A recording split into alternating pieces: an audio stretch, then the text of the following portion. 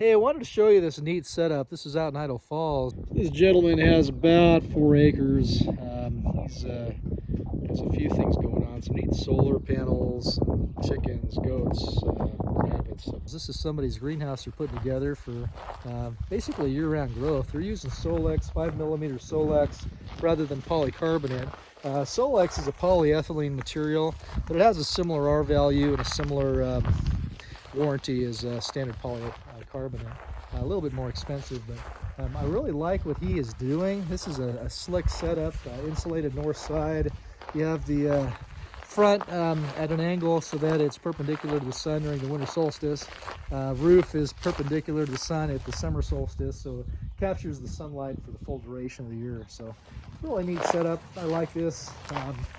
Works pretty good, and I like how everything's painted so nicely. This will be a good greenhouse.